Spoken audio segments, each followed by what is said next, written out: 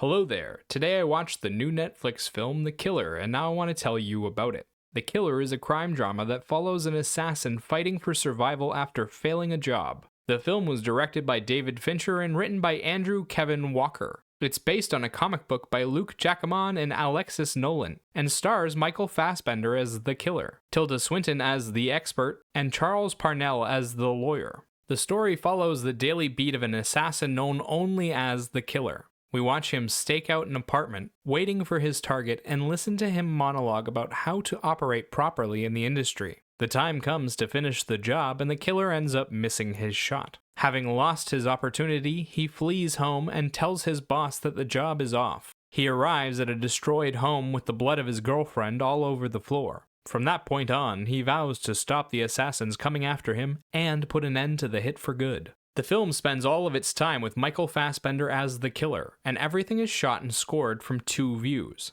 a third-person perspective of the killer and his first-person perspective, so either through his eyes or over his shoulder. This leads the audience to feel like an observer with inside knowledge of his mental state. The visual journey is very slow and meticulous. It goes through all of the details of his day and doesn't miss anything but his bathroom breaks. We see him rent cars, change costumes, fly around, stalk people, and plan his attacks. He's after the man who planned the hit on him and takes out a bunch of targets along the way. For each target, he stalks them, finds a way to attack them, and then prepares all the things he'll need to complete the mission. The attacks come in a few different forms: one all-out brawl, and 4 tense conversations between the killer and his targets before he executes them. The one brawl is a long Bourne-style fight scene where the two men grab objects around them in the room to slam over each other's heads. Sound-wise, the film has a couple of instrumental tracks, but mostly uses this one track with horns to recreate the sound of a heartbeat. It increases in intensity as the moment of the kill approaches and is used to increase the tension during the build-ups.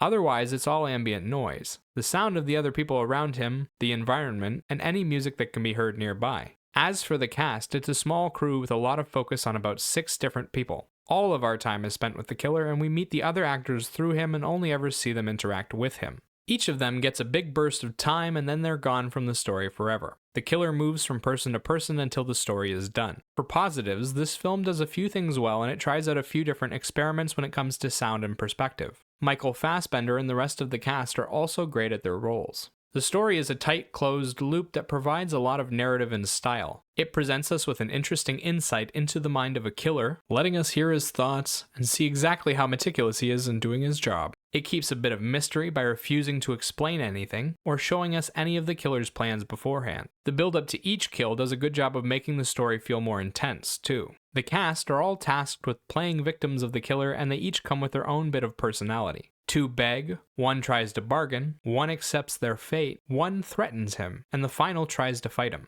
All of them have to deal with the horror Michael Fassbender brings into their lives. There are great reactions from all of them and some amazing death throes. As the killer, Fassbender shows great intensity and an ability to subtly convey the character's inner emotions. The killer is supposed to be a trained expert, good at locking away their feelings. Fassbender shows the audience that the lock is slowly being undone and the door is being blown off. The visual journey is fairly clean and simple, but it does have a few standout scenes throughout. There's one really good fight scene between 2 characters that lasts upwards of 5 minutes, and there are a couple of drawn-out confrontations between different characters that occur in interesting places. The fight scene was brutal and reminded me of the fights from the Bourne series. They'd pick up anything and everything around them to use against their opponent, and a lot of it comes down to throwing objects at the other person and then slamming into them when they're tired. The impact of that scene is phenomenal. Sound-wise, the film's use of instrumentals was hyper-effective at creating tension during the build-up sequences. The killer is stalking his opponent and you start to hear this blaring noise that kind of resembles a heartbeat. As he gets closer, the beat gets faster and it has this weird effect on your psyche where it creates dread in your chest.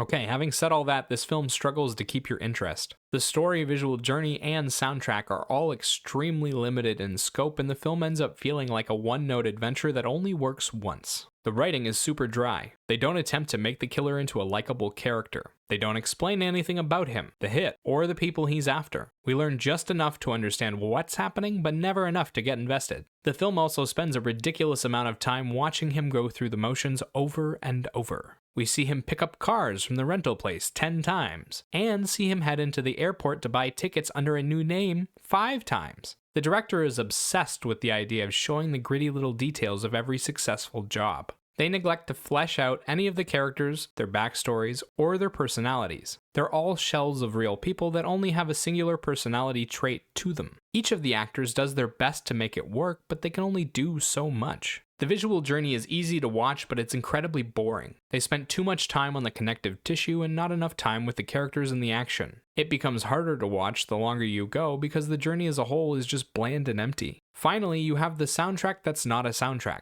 It's a collection of ambient noises from each of the scenes and a few tension-building tracks during the kills. They missed out on a ton of opportunities when it came to building out the emotions and the atmosphere. They also could have added a ton of personality by having the killer continue to choose different songs for each kill. It was a complete waste to introduce the iPod early on and then not use it, especially when they ended up with such a single-note soundtrack. Overall, the film does one emotion well, tension, and aside from that, there's nothing else here. The story is tight but boring, the cast is limited by the writing, and the visual journey and soundtrack both suffer from a lack of content. If you like Michael Fassbender or you're into revenge movies, this can be okay for a one-time watch, but it won't work a second time. There's just not enough here. As for a rating, I'd give this film a 5 out of 10. Remember, these are just my thoughts on the film. Let me know what you think in the comments section below. Bye-bye!